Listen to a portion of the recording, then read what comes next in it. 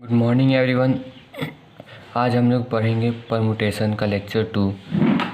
इससे पहले हम लोग लेक्चर 1 कर चुके हैं। जो नहीं देखे हो आप लोग तो अगर जाके देख सकते हो। तो अरेंजमेंट्स हम पढ़ेंगे। तो हमारा अरेंजमेंट्स होता है क्या है उसके बारे में जानेंगे और फिर धीरे धीरे हम क्वेश्चंस बनाएंगे।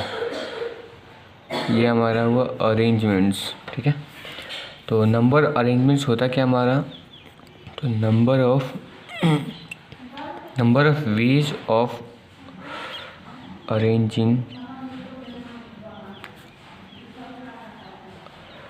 R objects out of n available distinct objects। तो इस बात को मत भूलना, यहाँ पे डिस्टिंक्ट ऑब्जेक्ट है, ठीक है। ये बहुत मैटर करता है। तो हमारा ये असल में बोलना ये चाहता है कि हमारे पास n अवेलेबल ऑब्जेक्ट्स है, आउट ऑफ हमें परमुटेशन करना है, मतलब अरेंज करना है। परमुटेशन का मतलब ही अरेंज होता है। तो n में से हमें r ऑब्जेक्ट्स को अरेंज करना है। तो ये हमारा एक तरह का सिंबल है परमुटेशन को लिखने का, रिप्रेजेंट करने का, ठीक है। तो हमारा इसका फॉर्मूला होता है n फैक्टोरियल अपॉन, इस लाइन को अपन बोलते हैं n factorial upon n minus r factorial, ठीक है। ये हमारा इसको क्या बोलते हैं, NPR। This is the permutation of n available objects out of r objects जिनको अरेंज करना है, ठीक है।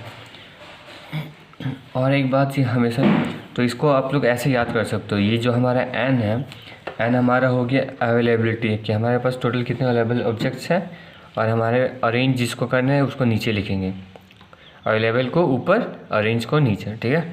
तो ये एग्जांपल लिखते हैं। जैसे ये 5p3 लिखे हैं, ठीक है। तो 5 इसका मतलब वो 5 लोगों में से 3 लोगों को अरेंज करना चाहते हैं। 5 लोगों में से 3 लोगों को अरेंज करना चाहते हैं। आप चाहो तो ये लाइन लिख लो हिंदी में ताकि याद रहेगा। इसको हम लोग कैसे लिख सकते हैं, n factorial upon n minus r का फैक्टोरियल था, तो 5 factorial upon n minus r, 5 minus 3 factorial. तो इसको हम लोग क्या लिख सकते हैं, फैक्टोरियल का होता है 5 इंटू 4 इंटू 3 इंटू 2 इंटू 1। जिसका भी फैक्टोरियल हो तो उसको एक कम करके उसको मल्टीप्लाई करके n तक जाते हैं हम लोग, 1 तक जाते हैं, ठीक है। तो ये 5 माइनस 2 दैट इज़ 2 फैक्टोरियल हो गया। तो अब यहाँ 2 से 2 कट जाएगा, हमारा 5 4 जा 20, 3 जा 60। तो ये हमारा हो गया 60 आंसर, ठीक है। अब एक क्वेश्चन लेते हैं, ठीक है ना। तो क्वेश्चन हम लिखते हैं, question 1, how many 3 digit number can be formed with only odd digits. तो हमारा ये क्वेश्चन है। तो ये क्वेश्चन कहना है कि आता है कि कितने 3 डिजिट नंबर फॉर्म हो सकते हैं, number can be form with only odd digits, जो सिर्फ हमारे ऑड डिजिट से बन सकते हैं। हमारे ऑड डिजिट से टोटल कितने 3 डिजिट नंबर बन सकते हैं। तो यहाँ पे हमारे 3 डिजिट नंबर कितने हैं टोटल, पहले ये देख लेते हैं। ऑड डिजिट्स कितने हैं ये देख लेते हैं, क्योंकि 3 डिजिट नंबर तो बहुत सारे होंगे ना। तो ऑड डिजिट्स हमारे यहाँ 1 3 5 7 एंड 9। तो ये हमारे मतलब ये इतनी अवेलेबल ऑब्जेक्ट्स है, ठीक। तो इसको हम ब्रैकेट में लिख देते हैं अवेलेबल। तो टोटल कितने में, 1 2 3 4 5, टोटल 5 अवेलेबल है, ठीक। तो 5p, और अरेंज कितना करना है 3 डिजिट को, क्योंकि हमें इनसे 3 डिजिट नंबर ही ना बनाना है। तो इसलिए 5p3। तो 5p3 हम लोग अभी सॉल्व ही किए थे। तो 5p3 का वैल्यू आ गया। फिर भी सॉल्व कर देता हूँ, 5 फैक्टोरियल अपॉन 5 माइनस 3 का फैक्टोरियल। इसको सॉल्व कर लोगे तो हमारा 60 आ गया आंसर, ठीक है। तो ये हमारा हो गया। इसके बाद एक और क्वेश्चन लेते हैं, बहुत ही अच्छा क्वेश्चन है। तो क्वेश्चन नंबर 2, ये हमारा क्वेश्चन है, how many 4 letters word can be created using the letters of the word algorithm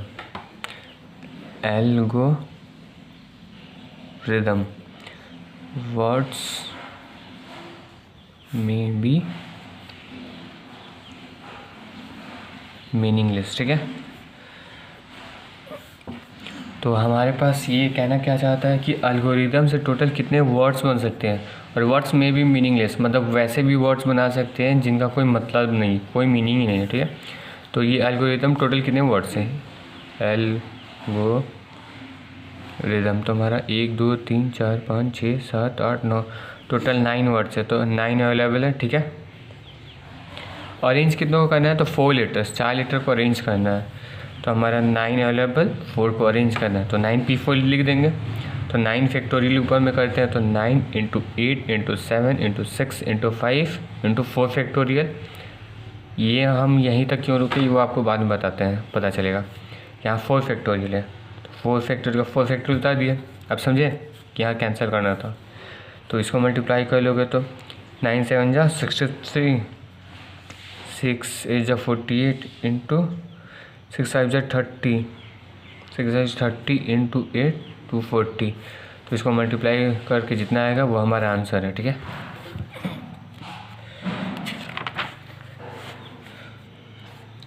अब एक और चीज़ आप लोगों को मैं बताता हूँ, एक थ्योरी बताता हूँ। ठीक है, ये हमारा थ्योरी है। Number of ways of arranging n objects out of n available distinct object, जो मैंने आप लोगों को बताया था वो हमारा एक एक्चुअली में थ्योरी है। तो मैं लिख देता हूँ, number of ways of arranging n objects out of n available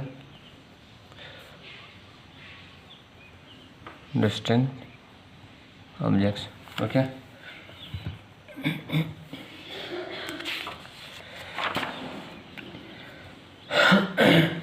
अब मैं आप लोगों के साथ एक क्वेश्चन बनाता हूँ। ठीक है, ये क्वेश्चन बहुत ज़्यादा अच्छा, आप लोगों ने बहुत बार सुना भी होगा, देखा भी होगा। क्वेश्चन 3 है हमारा, words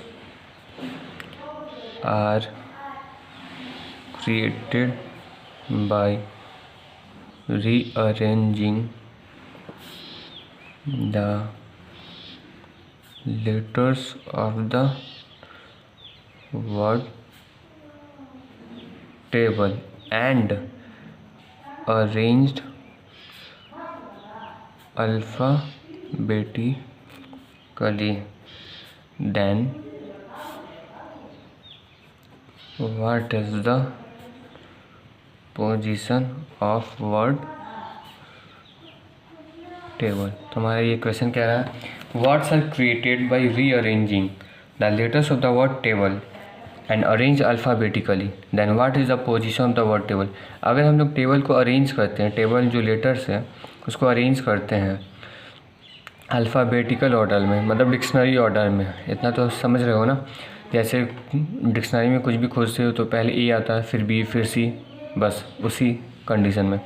then what is the position of the word table, तो टेबल किस पोजीशन पे आएगा ये हमें फाइंड करना है। ठीक है, तो सबसे पहले हमारे ए लेटर्स, टेबल कितने वर्ड का है, TABLE, तो ये हमारा 3 4 5 टोटल 5 है लेटर्स है। ठीक, तो सबसे पहले तो ए आएगा, तो ए से टोटल कितने वर्ड्स बनेंगे वो फाइंड करेंगे। ये तो 5 स्पेस तो पहले हुआ, 3 4 5, एक लिख दिए, 2 3 4 5। ठीक, तो हमारे पास इसका टोटल हो जाएगा 4, पर इसके वैकेंट स्पेस भरने के तरीके पता है आप लोगों को, पहले मैं बता चुका हूँ, वो लेक्चर देख लेना।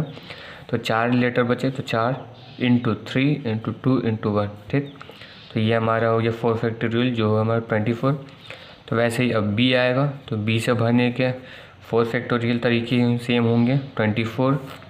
अब हमारा ई आएगा, ई से भी सेम ही है 24, 4 × 3 × 2 × 1 हमारा आएगा। ठीक है, अब हमारा एल आएगा, तो एल से भी भरने के 4, 4 फैक्टोरियल मतलब 24 आएगा। ठीक, अब हमारा आ गया टी, क्योंकि ए हो गया, बी हो गया, एल हो गया, ठीक,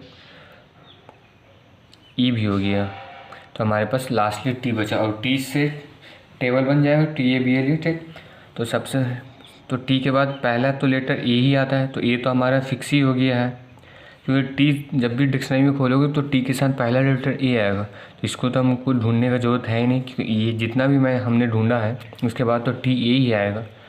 अब ए के बाद कौन सा बचा लेटर, बी एल ई, तो बी भी आएगा साथ में, ए के बाद बी ही आता है। अब हमारे पास एल और ई बचा, तो एल और ई में पहले क्या आता है, तो ई फिर एल। ठीक, तो हमें तो टी ए बी एल ही चाहिए, तो इसके बाद अगर लेटर देखते हैं तो टी ए बी बनेगा, फिर एल, फिर ई, तो हमारे पास ये कितना बचा, 20 तो 24 48 48 48 96, तो इतना तो 96 हुआ, सॉरी 96, और ये हमारा 97, तो ये हमारा 98, तो हमारा टेबल बनेगा 98 लेटर पर। ठीक है, तो हमारा टेबल का पोजीशन होगा 98।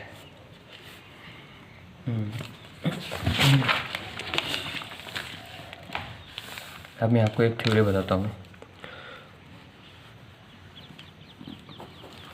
Number of ways of arranging, number of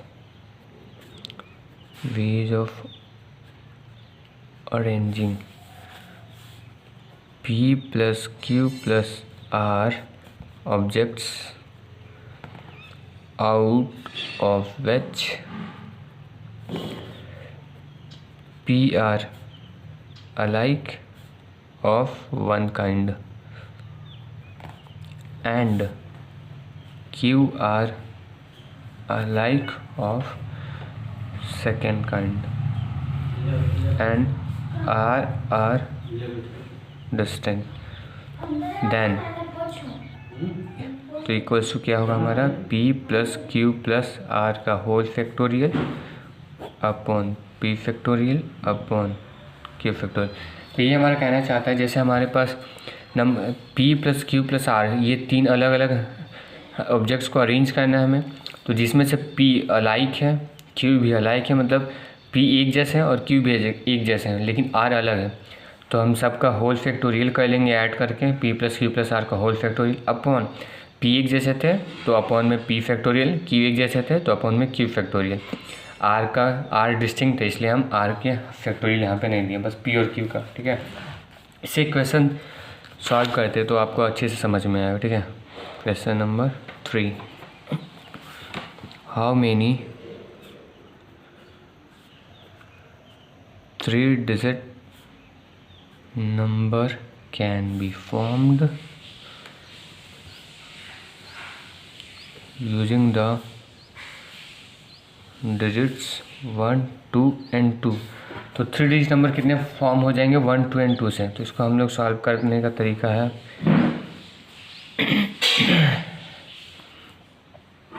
1 2 and 3। तो पहले तो हम लोग यहाँ पे 1 2 और 3 अगर होता तो इसको हम लोग डायरेक्टली ऐसे लिख सकते थे 1 2 3।